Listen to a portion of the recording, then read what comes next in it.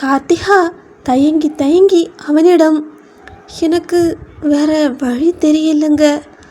நான் அங்கன்னு பேசுனா அந்த பெரிய பெரிய வார்த்தைங்கெல்லாம் எனக்கு வராது. நான் தப்பு தப்பாக பேசுனா எல்லாரும் என்னை பார்த்து சிரிப்பாங்க.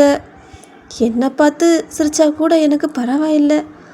ஆனால் ஒரு பெரிய காலேஜ் ப்ரொஃபஸரோட பொண்டாட்டிக்கு இவ்வளவு கூட தெரியலையான்னு உங்களை பார்த்து சிரிப்பாங்க.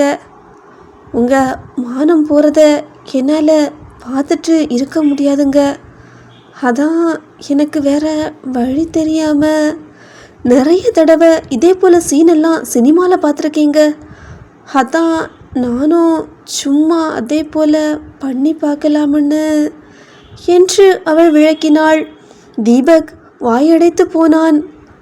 அப்போ சந்திரன் கொடுத்த அந்த ஜூஸ் என்று அவன் கேட்க, அது நல்ல ருசியாக இருந்துச்சுங்க. குடித்த உடனே எனக்கு தெம்பாத்தான் இருந்துச்சு என்று அவள் சொல்ல, தீபக் தன் தலையில் அடித்து கொண்டான். ஐயோ கடவுளே, இங்கே என்னதான் நடக்குது? இவ மயக்க மருந்து குடித்தோம் மயங்காமல் ஆக்டிங் கொடுத்துட்ருக்கா. ஆனால் அங்கே தீபிகா மயங்கி விழுந்து கிடக்காளே என்று தீபக்கின் மூளை பித்து பிடித்தது போல யோசித்தது. சட்டென்று தன் செல்ஃபோனை எடுத்து சந்திரனுக்கு அழைத்தான். டேய் சந்திரன், கார்த்திகா இப்போ என்கிட்ட பேசிகிட்டு இருக்காடா. அவன் மயங்கவே இல்லையாம், எல்லாம் ஆக்டிங்னு சொல்கிறா. அப்போது நீ கொடுத்த அந்த ஜூஸில் என்னதான் இருந்துச்சு என்று தீபக் கேட்டான். மறுமுனையில் சந்திரன் ஒரு பெரிய நிம்மதி பெருமூச்சு விடும் சத்தம் கேட்டது. ஓ அப்படியா, அப்போ அதுதான் விஷயமா? மச்சான், இப்போதான் எனக்கு எல்லாமே புரியுது. நான் மயக்க மருந்து பொடியை கொடுத்து ஜூஸ் போட சொன்னது நித்யா கிட்ட. ஆனால் அந்த நித்யா ஜூஸ் போட்டுட்டு வர்றப்ப உன்னோட ஒய்ஃபுக்கு தான் ஜூஸ் கொண்டு போகிறாங்கன்னு தெரிஞ்சதும் வழியிலேயே அந்த தீபிகா குறுக்க வந்து அந்த ஜூஸை அப்படியே பிடுங்கி அவளையே குடிச்சிட்டா என்று சந்திரன் விளக்கினான். தீபக் திகைப்புடன், அப்போ கார்த்திகா குடிச்சது என்று கேட்க சந்திரன் சிரித்தான். கார்த்திகாவுக்கு ஜூஸ் கொடுக்க சொன்னேன்னு யோசிச்சாவ. என்னோட பிளானை பற்றி எதுவுமே தெரியாமல் அவகிட்ட இருந்த எனர்ஜி ட்ரிங்க் பொடியை கலந்து வேற ஜூஸ் போட்டு கொண்டு வந்திருக்கா. அதைத்தான் உன் பொண்டாட்டி குடிச்சிக்கிட்டு இப்போ பேசிக்கிட்டு இருக்கா என்று சந்திரன் சொன்னான். சந்திரன் சொன்னதை கேட்ட பிறகுதான் தீபக்கிற்கு உயிரே வந்தது. அப்பாடா, அப்போ என் பொண்டாட்டிக்கு ஒன்றும் ஆகலை. தீபிகா அவளாவே வந்து ஆப்புல தலையை விட்டுருக்கா என்று அவன் நினைத்த போது அவனுக்கு சிரிப்பு தாங்க முடியவில்லை. தீபக் இப்போது நிம்மதியாக சாய்ந்து அமர்ந்தான். கார்த்திகா இன்னும் அதே அப்பாவித்தனமான முகத்துடன் அவனை பார்த்து கொண்டிருந்தாள். ஏங்க, நான் மயங்கி விழுந்தது உங்களுக்கு கோபமா என்று அவள் கேட்க, தீபக் அவளை மென்மையாக பார்த்தான். இல்லை கார்த்திகா, ஆனால் ஒன்று, இந்த ஒரு நாள் இந்த ஒரு விஷயத்தில் எப்படியோ தப்பிச்சிட்ட. ஆனால் எல்லா தடவையும் நேரம் நமக்கு கை கொடுக்காது. ஒரு விஷயம் எனக்கு சரியா படலை. நீங்கள் வரமாட்டீங்கன்னு நினச்சேன்னு அவள் நக்கலாக பேசின விதம் இருக்கே, அது ஏதோ ஒரு குறியீடு போல இருக்குது. அவளுக்கு உன் பின்னணி பற்றி ஏதோ தெரிஞ்சிருக்குமோன்னு எனக்கு தோணுது என்று தன் சந்தேகத்தை வெளிப்படுத்தினான். கார்த்திகா அவனை ஒரு நிமிடம் கூர்ந்து கவனித்தாள். அவன் சொல்வது அவளுக்கு புரியவில்லை என்றாலும் அவளது கண்கள் அவனது முகத்தையே பார்த்து கொண்டிருந்தன. ஏங்க, அவங்கள நீங்கள் தானே உங்கள் ஃப்ரெண்டுன்னு சொன்னீங்க. அப்போது நீங்கள் சொல்லாமல் அவங்களுக்கு எப்படி தெரியும் என்று கேட்க, தீபக் அதிர்ச்சியாய் அவளை பார்த்தான். அவனுக்கு என்ன பதில் சொல்வது என்று கூட தெரியவில்லை. அவர்கள் பேசிக்கொண்டே வீட்டின் வாசலை அடைந்தபோது அங்கே ஒரு காவல்துறை வாகனமும் 2 காவலர்களும் நின்று கொண்டிருந்தனர். அதை கண்டதும் தீபக் தன் காரை நிறுத்தினான். வீட்டு வாசலில் நின்ற அந்த போலீஸ் வாகனத்தை பார்த்ததும் கார்த்திகாவின் இதயம் ஒரு கணம் நின்று துடித்தது. பக்கத்து வீட்டுக்காரர்கள் மெல்ல வெளியே வந்து எட்டி பார்ப்பதும் சலசலப்பு சத்தமாக அந்த இடத்தின் அமைதியை கிழித்தன. தீபக் தன் காரை நிறுத்திவிட்டு இறங்கினான். அவனது தோளில் இருந்த அந்த பையை அவன் இறுக்கமாக பிடித்திருந்தான். அடுத்த நொடியே காவல்துறை அதிகாரி ஒருவர் தீபக்கின் சட்டையை பிடித்து இழுத்து, மிஸ்டர் தீபக், உங்கள் மேலே மைனர் பொண்ணை கட்டாயப்படுத்தி திருமணம் செஞ்சதா புகார் வந்திருக்கு. எங்களோட வாங்க, உங்களை அரெஸ்ட் பண்ணுறோம் என்றார். அந்த சொல் தீபக்கின் காதுகளில் கேட்டதும் அவன் உலகமே சுழன்றது. ஆசிரியர் பலருக்கும் முன்மாதிரியாக திகழும் ஒருவன். இன்று தன் வீட்டு வாசலில் வைத்து குற்றவாளி என முத்திரை குத்தப்படுகிறான். என்ன என்ன சொல்றீங்க? என்னது கட்டாய கல்யாணமா? எஃப்ஐஆர் காப்பி எங்க? எந்த பிரிவோட கீழே என்ன அரெஸ்ட் பண்ணுறீங்க என்று தீபக் கத்தினான். அவனது குரல் நடுக்கமும் ஆத்திரமும் கலந்திருந்தது. அதிகாரி அதை அலட்சியமாக பார்த்துவிட்டு, வாயை மூடுங்க. கிராமத்து பொண்ணுங்களை கட்டாயப்படுத்தி தப்பு பண்ணனா யாருக்கும் தெரியாதுன்னு நினச்சிங்களா? படித்தேன்னு சொல்கிறீங்க. ஒரு படித்தால் செய்கிற வேலையா இது? கிராமத்துக்கு போய் ஒன்றுமே தெரியாத ஒரு அப்பாவி பொண்ணு, அதுவும் மைனர் பொண்ணை கல்யாணம் பண்ணிட்டு வந்து இப்படி குடும்பம் நடத்துகிறீங்களே, உங்களுக்கு வெக்கமா இல்லையா என்று அங்கிருந்தவர்கள் அனைவருக்கும் கேட்கும்படி சத்தமாக கத்தினார். தீபக் அவரிடம், சார் கொஞ்சம் மெதுவாக பேசுங்க, எல்லாரும் பார்க்குறாங்க, நான் எந்த தப்பும் பண்ணலை சார் என்று சொல்ல, இங்கே பாருங்க மிஸ்டர், எதுவாக இருந்தாலும் நீங்கள் ஸ்டேஷனில் வந்து பேசிக்கோங்க.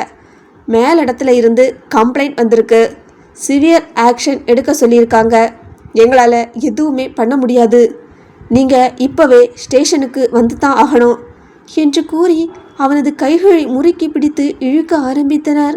இதை பார்த்து கொண்டிருந்த கார்த்திகா ஒரு அலறலோடு ஓடி வந்து அவர்களின் கால்களில் விழுந்தாள். சார் சார் வேண்டாம் சார், இவரை ஒன்றும் பண்ணாதுங்க, நான் இவரை விரும்பித்தான் கல்யாணம் பண்ணிக்கிட்டேன். எங்கள் வீட்டில் அங்கே பெரியவங்க முன்னாடி தான் எங்களோட கல்யாணம் நடந்துச்சு. இவரை தப்பாக எதுவும் சொல்லாதுங்க சார், அவர் என்ன எந்த கஷ்டமும் படுத்தல என்று கதறினாள். அவளது அழுகுரல் அந்த தெருவையே அதிர வைத்தது. தன் கண் முன்னால் தன் கணவனை திருடன் போல இழுத்து செல்வதை பார்க்க அவளால் முடியவில்லை. தீபக் தன் கைகளை விடுவிக்க போராடினான். ஆனால் காவல்துறையினரின் பிடி இறுகியது. அவனது சட்டை பட்டன்கள் ஒவ்வொன்றாக அறந்து கீழே விழுந்தன. அக்கம் பக்கத்தினர் அவனை பற்றி தப்பாக பேச ஆரம்பித்தார்கள். பார்க்க நல்லவன் மாதிரி இருந்துக்கிட்டு என்ன வேலையெல்லாம் பண்ணுறான், இவ்வளோ நாள் நம்ம நல்லவனை நம்பி ஏமாந்துட்டோமே என்று அவன் காதுபடவே பேசினார்கள். அவன் தன் மனைவியை பார்த்தான். அவளது கண்கள் பயத்திலும் அதிர்ச்சியிலும் நிலைகுத்தி போய் இருந்தன. என்னங்க என்னங்க, நான் உங்களை விட மாட்டேங்க, நான் உங்களை போக விட மாட்டேன், உங்களை நான் போகவே விட மாட்டேன் என்று கார்த்திகா அவர்கள் காலை பிடித்து இழுத்தாள். அதிகாரி கார்த்திகாவை பார்த்து, இங்கே பாருமா, நீ சின்ன பொண்ணு, இவன் உன்னை ஏமாத்தி இருக்கான், நீ பேசுறதுல உண்மை இல்லை, இவனை தூக்குங்க என்று உத்தரவிட்டார். காவலர்கள் தீபக்கை வலுக்கட்டாயமாக தரதரவென இழுத்து சென்று அந்த வேனில் ஏற்றினார்கள். கார்த்திகா வேனின் பின்னால் ஓடி அதன் இரும்பு கம்பிகளை பிடித்து கொண்டு, சார் சார் ப்ளீஸ் சார், அவரை விட்டுடுங்க, நாங்கள் ஒன்றும் தப்பு பண்ணலை, என்னையும் கூட்டிகிட்டு போங்க சார், அவரை கூட்டிகிட்டு போகிறதுனா கூடவே என்னையும் கூட்டிகிட்டு போங்க சார் என்று வேனின் பின்னே ஓடினாள். அவளது கால்கள் தரையில் பட்டு ரத்தம் கசிந்தன. ஆனால் அவளுக்கோ வலி தெரியவில்லை. அந்த வேன் இரைச்சலோடு நகர்ந்தபோது அவள் அங்கேயே தரையில் விழுந்து தேம்பி தேம்பி அழுதாள். அவளது உலகம் பறிபோய்விட்டது போன்ற உணர்வு. பக்கத்தில் நின்றவர்கள் அவளை விசித்திரமாக பார்த்தனர். தீபக்கின் சட்டையை பிடித்து இழுத்த அந்த காட்சி அவளது கண் முன்னால் ஒரு நிழற்படம் போல ஓடிக்கொண்டே இருந்தது. தீபக் ஏற்றப்பட்ட போலீஸ் வேன் புழுதியை கிளப்பிக்கொண்டு பார்வையை விட்டு மறைய, கார்த்திகா நடுக்கடலில் தத்தளிக்கும் ஒரு படகை போல தெருவின் நடுவே நின்றிருந்தாள். அழுகை அவளது தொண்டையை அடைத்தது. சட்டென ஒரு ஜீப் அவள் முன்னே வந்து நின்றது. மகளிர் காவலர்கள் இருவர் வந்து கார்த்திகாவின் கையை பிடித்து, இங்கே பாரு பொண்ணு, அழுது ஒன்றும் ஆக போகிறதில்ல, வா ஸ்டேஷனுக்கு, அங்கே வந்து எல்லாத்தையும் சொல்லு என்று அதட்டினார்கள். இல்லை இல்லை, நான் அவர்கிட்ட போகணும், உங்களை எல்லாம் பார்த்தாலே எனக்கு பிடிக்கல, என்னை விடுங்க என்று சொல்லி அழுதாள்.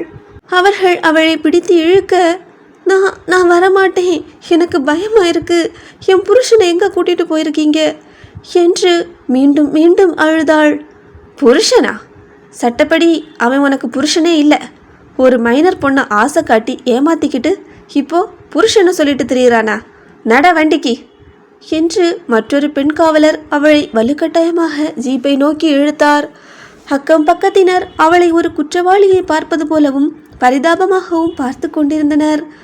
அந்த பார்வைகள் எல்லாம் அவளை உயிரோடு எரிப்பது போல இருந்தது. பெண் காவலர்கள் அவளிடம் ஏதேதோ கேள்விகளை கேட்டுக்கொண்டே இருந்தனர். ஏய் பொண்ணு, இங்கே பாரு, அவன் அவன் உன்னை தொட்டானா? எப்போ கல்யாணம் நடந்தது?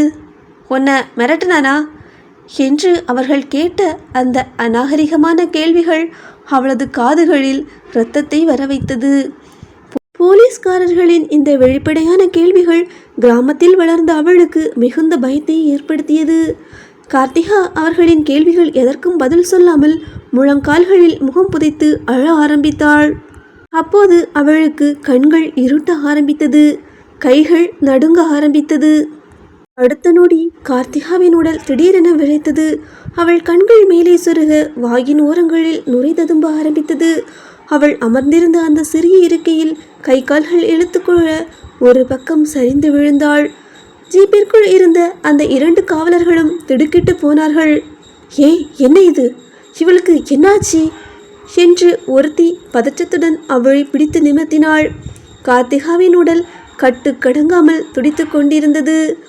அவள் வாய் திறக்க முடியாமல் திணற நுரை வெளியேறியது. அவள் அங்கேயே ஒரு மரக்கட்டை போல அசைவற்று போனாள். இதுவரை அவளை ஏளனம் செய்த காவலர்கள் இப்போது வீதியில் உறைந்து போனார்கள். இப்போ இவளுக்கு ஏதாவது ஆயிடுச்சுன்னா நம்ம வேலைக்கே ஆபத்து வந்துடும் என்று சொல்லிக்கொண்டே ஜீப் ஓட்டுநரை நோக்கி, வேகமாக வண்டியை திருப்பு, பக்கத்தில் இருக்கிற கவர்மெண்ட் ஹாஸ்பிட்டலுக்கு கொண்டு போ, இவளுக்கு என்னவோ ஆயிடுச்சு என்று பதட்டமாக சொன்னார்கள்.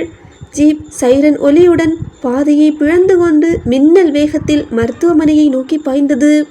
கார்த்திகாவின் உயிர் அந்த ஜீப்பின் குறுகிய இடத்தில் ஊசலாடி கொண்டிருந்தது.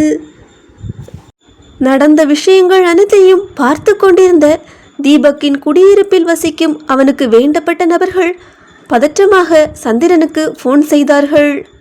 சந்திரா, இங்கே என்ன நடக்குதுன்னு தெரியலையே. போலீஸ் வந்து தீபக்கை வலுக்கட்டாயமாக இழுத்துட்டு போயிட்டாங்க. கார்த்திகாவையும் போலீஸ் கூட்டிகிட்டு போகிறாங்க. உடனே என்னன்னு பாரு என்று அந்த நபர் பதற்றமாக சொன்னார். இந்த தகவல் சந்திரனின் காதுகளில் விழுந்ததும் அவனது உலகம் ஒரு கணம் ஸ்தம்பித்து போனது. தீபக்கை போலீஸ் பிடிச்சிட்டு போகிற அளவுக்கு அவன் எந்த தப்பும் செய்திருக்க மாட்டான். சந்திரன் பதறி அடித்துக்கொண்டு தன் இருசக்கர வாகனத்தில் தன் வக்கீல் நண்பனை அழைத்து கொண்டு காவல் நிலையம் விரைந்தான். அங்கே தீபக் ஒரு குற்றவாளியைப் போல கம்பிகளுக்கு பின்னால் நின்றிருந்தான். அவன் அணிந்திருந்த சட்டையில் சுருக்கங்கள் இருந்தது. அது போலீஸ் அவனது சட்டையை பிடித்து இழுத்திருக்கிறார்கள் என்பதை தெளிவாக காட்டியது.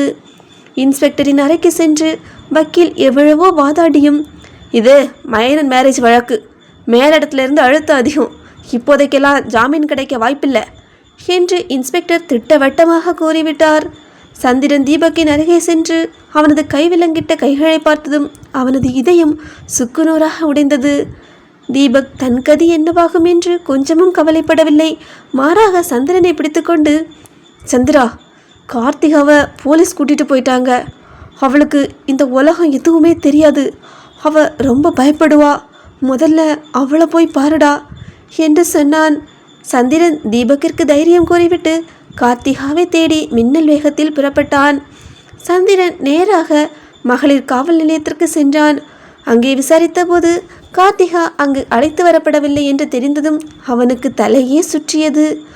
அவன் உடனேயே போலீஸ் வட்டாரத்தில் தனக்கு அறிமுகமான ஒரு கான்ஸ்டபிளுக்கு ஃபோன் செய்து, அந்த பொண்ணு கார்த்திகாவை எங்கே வச்சிருக்கீங்க, சீக்கிரம் சொல்லுங்க என்று கேட்டான். அந்த பெண் காவலர் அவனிடம், தம்பி, அவளை வேனில் அழைச்சிட்டு வர வழியில் அவளுக்கு வலிப்பு வந்துடுச்சு. வாயெல்லாம் நுரத்தள்ளி கை காலெல்லாம் ஒரு பக்கமாக இழுத்து அவள் ரொம்ப மோசமான நிலைமைக்கு போயிட்டா. நாங்கள் பயந்து போய் அவளை கவர்மெண்ட் ஹாஸ்பிட்டலுக்கு கூட்டிட்டு போயிட்டோம். இப்போ அவள் ஐசியூவில் இருக்கா என்றார். சந்திரனின் இதயம் ஒரு நிமிடம் நின்று துடித்தது. அவன் வக்கீலை அழைத்து கொண்டு மின்னல் வேகத்தில் மருத்துவமனைக்கு விரைந்தான். மருத்துவமனையின் தீவிர சிகிச்சை பிரிவின் வாசலில் நின்றபோது சந்திரனின் உடல் நடுங்கியது. கார்த்திகாவின் உயிர் அந்த படுக்கையில் ஊசலாடி கொண்டிருந்தது. செவிலியர்களிடம் விசாரித்த போது அவர்கள், நோயாளிக்கு மூளை பாதிப்பு ஏற்பட வாய்ப்பு உள்ளது, நிலைமை மோசமாக உள்ளது என்று கூறியது சந்திரனை நிலைகுலைய வைத்தது. மருத்துவமனையின் அந்த அமைதியான வராண்டாவில் சந்திரன் கார்த்திகாவின் உயிரை காப்பாற்ற ஒரு தந்திரத்தை யோசித்தான். அவனுக்கு தெரியும், தீபக் வெளியே வர வேண்டும் என்றால் இந்த வழக்கு சட்டப்படி மாற வேண்டும். அவன் கார்த்திகாவுக்கு சிகிச்சை அளிக்கும் அந்த அரசு மருத்துவரை தேடி பிடித்து அவரது அறையின் கதவை தட்டினான். உள்ளே சென்றதும் அவன் அந்த மருத்துவரின் கால்களில் விழுந்தான். நடந்த அனைத்து விஷயங்களையும் மருத்துவரிடம் கூறினான். ஐயா, நீங்கள் அவளுக்கு 18 வயசு ஆயிடுச்சுன்னு ஒரே ஒரு சர்டிஃபிகேட் கொடுத்துட்டா அவளோட வீட்டுக்காரர் ஜாமீனில் வந்துடுவான் என்று கெஞ்சி கேட்டான். மருத்துவர் அவரிடம், தம்பி, இது சட்ட விரோதம், என்னோட வேலையே போயிடும் என்று தயங்கினார். ஆனால் சந்திரன் விடாமல், அந்த பொண்ணு ஒரு அப்பாவி, நீங்கள் செய்கிறது தப்பு இல்லை, ஒரு உயிரை காக்கக்கூடிய தர்மம் என்று கண்களில் நீர் வழிய அழுதான்.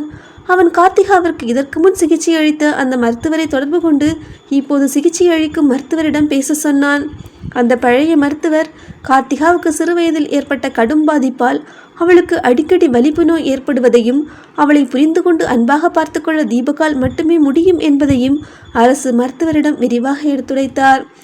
அந்த அரசு மருத்துவர் மௌனமாக தீபக்கின் அன்பையும் கார்த்திகாவின் பரிதாப நிலையையும் சிந்தித்தார்.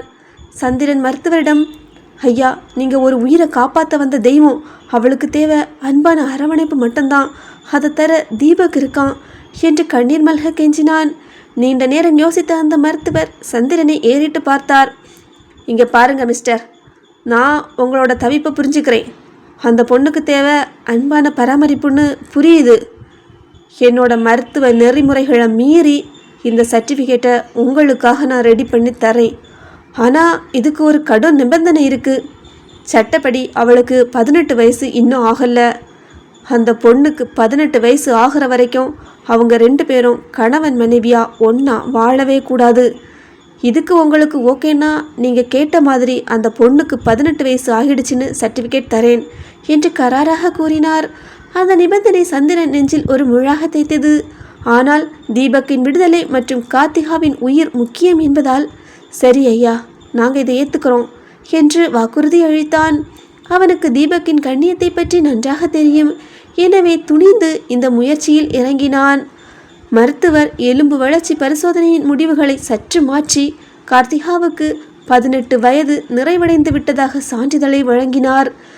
அந்த சான்றிதழ் சந்திரன் கையில் கிடைத்தபோது அது வெறும் காகிதம் அல்ல, தீபக்கின் வாழ்க்கையை மாற்றப்போகும் மிகப்பெரிய ஆதாரம் என்பதை அவன் உணர்ந்தான். மருத்துவரிடமிருந்து அறிக்கையை வாங்கிய கையோடு சந்திரன் தீபக்கின் விடுதலையை உறுதி செய்ய காவல் நிலையத்தை நோக்கி மின்னல் வேகத்தில் புறப்பட்டான். சந்திரனின் கையில் இருந்த அந்த சான்றிதழ் நீதிக்கான ஆயுதமாகவும் அதே நேரம் அவர்களை பிரித்து வைத்திருக்கும் ஒரு சட்ட வேலியாகவும் மாறியிருந்தது. சந்திரன் காவல் நிலையத்திற்குள் புயல் போல நுழைந்தான். அவன் கையில் இருந்த அந்த அரசு மருத்துவ சான்றிதழ் இன்ஸ்பெக்டரின் பிடிவாதத்தை உடைப்பதற்கான ஒரே ஆயுதமாக இருந்தது. அவனது கண்கள் கோபத்தில் சிவந்திருந்தன. காவல் நிலையமே அவன் சத்தத்தை கேட்டு ஒரு நிமிடம் அமைதியானது. சார், இங்கே பாருங்க, அந்த பொண்ணுக்கு 18 வயசு ஆகிடுச்சின்னு கவர்மெண்ட் டாக்டரே சர்டிஃபிகேட் தந்திருக்காரு. இப்போ சொல்லுங்க சார், நீங்கள் எந்த ஆதாரத்தை வச்சு தீபக்கை அரெஸ்ட் பண்ணினீங்க? அந்த பொண்ணோட பர்த் சர்டிஃபிகேட் உங்ககிட்ட இருக்குதா? அந்த பொண்ணுக்கு 18 வயசு ஆகலைன்னு இருக்கிற ஆதாரத்தை இப்போவே எங்ககிட்ட காட்டுங்க என்று எகிர ஆரம்பித்தான் சந்திரன். இன்ஸ்பெக்டர் கோபமாக அவனிடம், இங்கே பாருங்க, உங்கள் இஷ்டத்துக்கு சத்தம் போட இது ஒன்றும் உங்கள் வீடு கிடையாது, போலீஸ் ஸ்டேஷன். எங்களுக்கு ப்ராப்பர் கம்ப்ளைண்ட் வந்திருக்கு, அதனால் நாங்கள் அரெஸ்ட் பண்ணணும் என்று சொன்னார். சார், என்ன சார் இது? ஒரு கம்ப்ளைண்ட் வந்தால் அது உண்மையானு விசாரிக்காமல் இப்படித்தான் ஒருத்தரை அடித்து இழுத்துட்டு வருவீங்களா? முறையான வாரண்ட் உங்ககிட்ட இருக்கா என்று சந்திரன் கர்ஜித்தான். இன்ஸ்பெக்டர் குழப்பத்துடன் அவனை ஏறிட்டு பார்த்தார். சந்திரன் ஆவேசமாக தொடர்ந்தான், நான் இப்போவே உங்கள் மேலே மேலிடத்தில் கம்ப்ளைண்ட் கொடுக்க போகிறேன். இதை பாருங்க, கவர்மெண்ட் டாக்டரே சர்டிஃபிகேட் கொடுத்துருக்காரு, கார்த்திகாவுக்கு 18 வயசு கம்ப்ளீட் ஆகிடுச்சின்னு. நீங்கள் விசாரிக்காமல் செஞ்ச இந்த தப்புனால அந்த பொண்ணு பயந்து போய் மன உளைச்சலில் ஹாஸ்பிட்டலில் உயிருக்கு போராடிட்டு இருக்கா. அவளுக்கு ஏதாவது ஒன்று ஆச்சுன்னா உங்களை நான் சும்மா விட மாட்டேன் என்று சர்டிஃபிகேட் இருக்கும் தைரியத்தில் அவனும் எகிரினான். இன்ஸ்பெக்டர் ஒரு நிமிடம் வாயடைத்து போய் நின்றார். அந்த அரசு மருத்துவ சான்றிதழை பார்த்ததும் அவருக்கு வேர்த்து கொட்டியது. அவர் சமாளித்து கொண்டு, எங்களுக்கு வந்த கம்ப்ளைண்ட் எல்லாம் உங்ககிட்ட காட்ட முடியாது, உங்ககிட்ட காட்டணும்னு அவசியம் இல்லை, கம்ப்ளைண்ட் வந்ததால தான் அரெஸ்ட் பண்ணணும் என்று திக்கி திணறி கூறினார். சந்திரன் விடாமல் எகிறினான். எந்த ஆதாரத்தை வச்சு நீங்கள் அரெஸ்ட் பண்ணுனீங்க? ஆதாரம் இருந்தா காட்டுங்க. நீங்கள் ஆதாரமே இல்லாமல் இப்படி ஒரு தப்பான அரெஸ்ட் பண்ணியிருக்கீங்க. 18 வயசு பூர்த்தி ஆகிடுச்சுன்னு நாங்கள் சான்றிதழை காட்டுறோம். ஆனால் 18 வயசு பூர்த்தி ஆகலைன்னு நிரூபிக்க உங்ககிட்ட என்ன ஆதாரம் இருக்குது? காட்டுங்க சார் என்று சவால் விட்டான். இன்ஸ்பெக்டர் முகத்தில் பயமும் பதற்றமும் தெரிந்தது. இன்ஸ்பெக்டர் வெறும் அம்பாக எய்தப்பட்டார் என்றால் நிழலாய் நின்று இன்ஸ்பெக்டரை இயக்கியது யார்?